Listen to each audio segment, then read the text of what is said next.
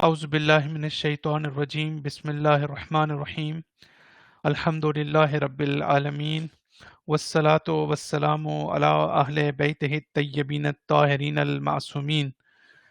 Today we are going to complete Surah Al-Hamd, and we will give more details about two very important terminologies. One is Al-Maghzub and second is Dallin. What is the meaning of maghzub and what is the meaning of zalin?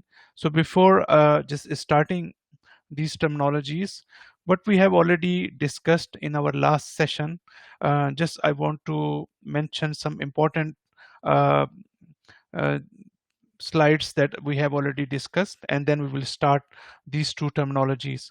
So we in our last session we discussed that we have to move on the straight path towards perfection, and we talked about Idina Sirat al Mustaqim, and we also talked about the term of hidayah. So we need to elevate ourselves at every stage and continue our journey with spiritual enhancement.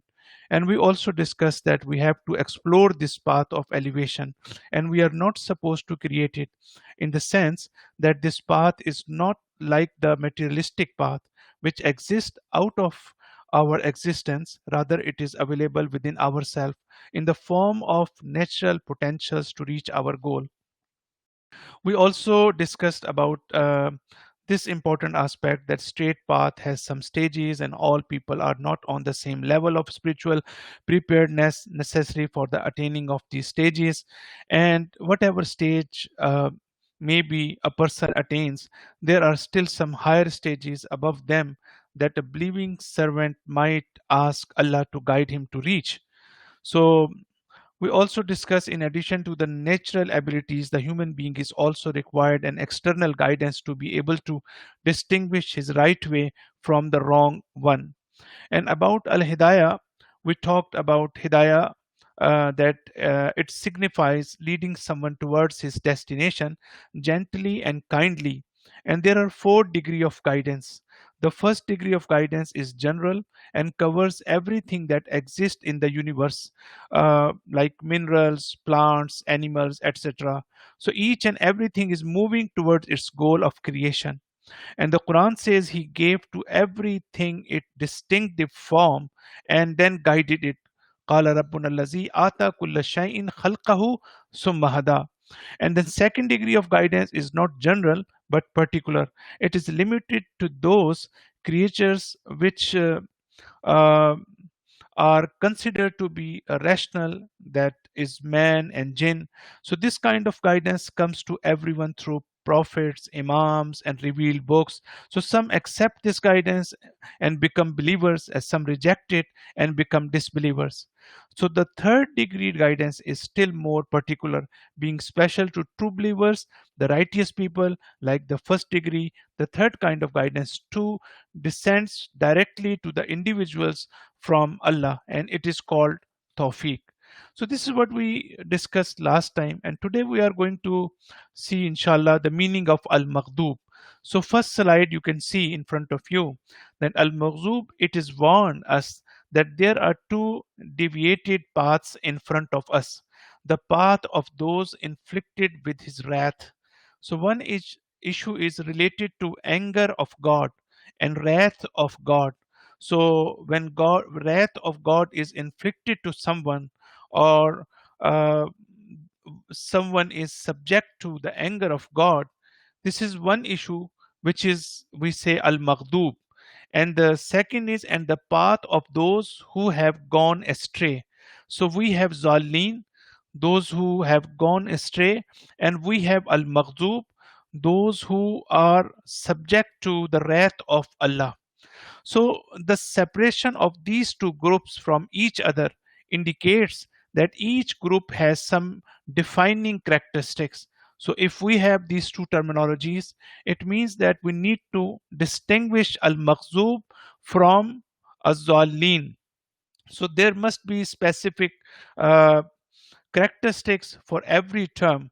So this is why we need to really understand the difference between al-maghzub and walad. So those who have gone astray are the ordinary misguided, and those inflicted with his wrath are the misguided who are obstinate or hypocritical.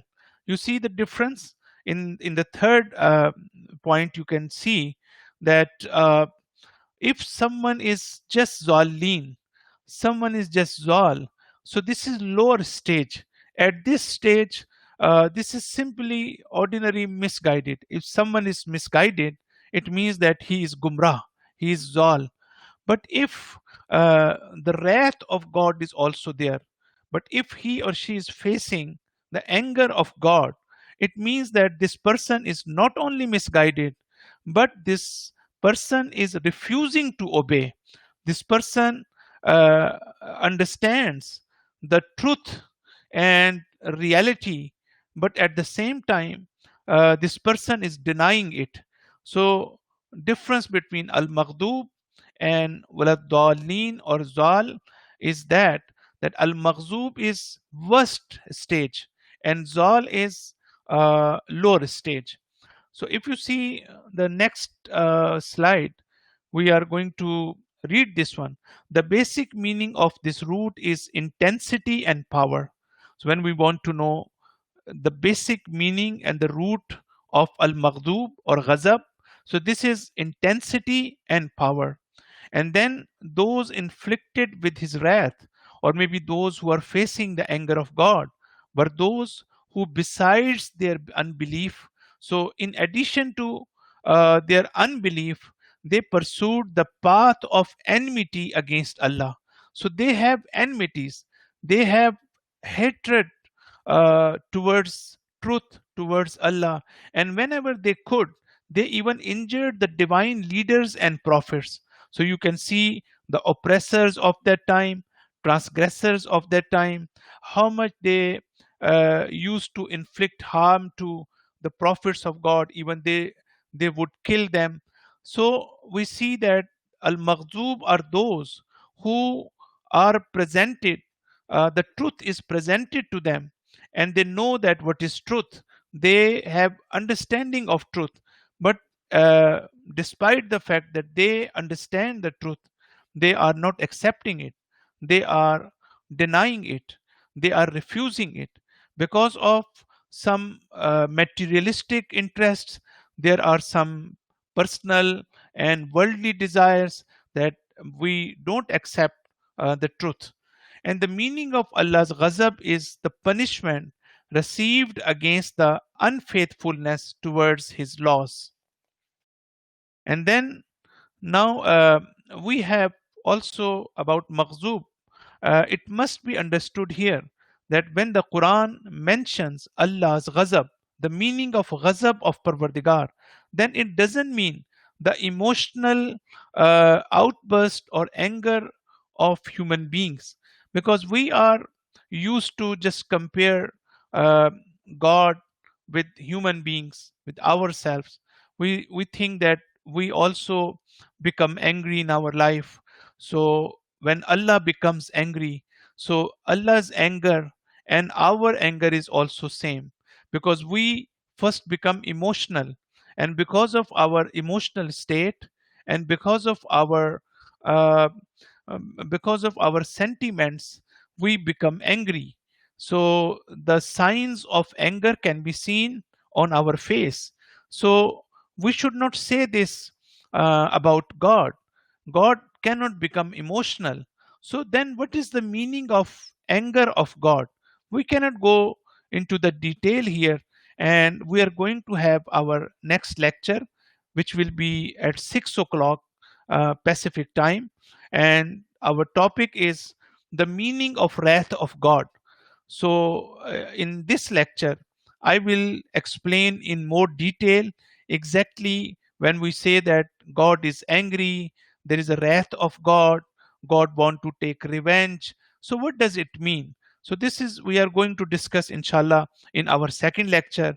So, here we just want to give little bit explanation of every term. So, we cannot go into the detail and the aspects of tafsir. So, because Allah is much above the human emotions, and everything that takes place is according to His law and is well thought out, and the best possible manifestation of his laws. So Allah's ghazab is also a natural consequences of human conduct, which is not in line with the permanent values as given in the Quran.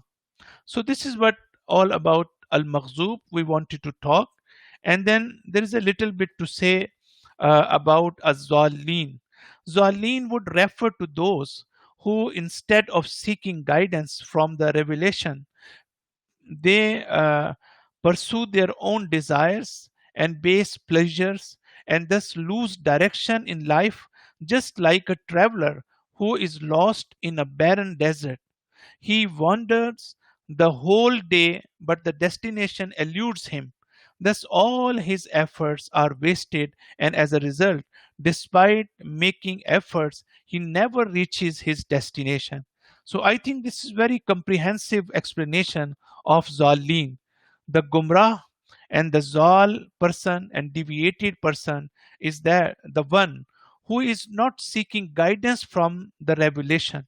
And we believe that if we are not considering and consulting Quran and the teaching of Ahl Bayt and the teaching of prophets of God, then we will be definitely we will have difficulty to adopt the right path. So in order to uh, just go on right path, it is important for us to follow the Quranic teachings. And then we have another slide which I gave something uh, another explanation. So we have word zalala, to move away from the right path. So meaning of zalala, which is the same root of zalin, to move away from the right path, whether intentionally or unintentionally, a little or very much. So this aspect is also very important, and we need to consider it. And then, since one who loses his way in the desert does not find his destination despite all efforts, therefore, for all efforts to fail is also called Zalla Sa'yahu. So, since wandering in this way in the desert means destruction and annihilation at last. So, this word is also used in these meanings. And the last thing is, it also means to be wasted and to be fruitless. So, this is all about Zalin and about Al Makhzub. And inshallah, we will start our next lecture, and we will start Surah Baqarah, and we will see that what terminologies are important for us to know. So inshallah, if you have any question, so you can ask this question maybe later on. You can email me and we will take up this question. Thank you very much. And if you can join us at 6 o'clock, our tafsir lecture, and if you have not received any uh, invitation, then I can send you again. So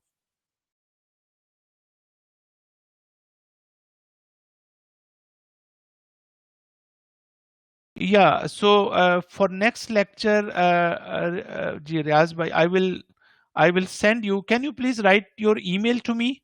So it will be easy for me to send you immediately. It will start at 6 o'clock. Yeah. So please give me your email address and write here. So I will send you uh, the invitation for the next lecture. Okay, I am going to send you. Yeah, right, Hassani. Okay, thank you very much. See you in inshallah next week. Assalamu alaikum.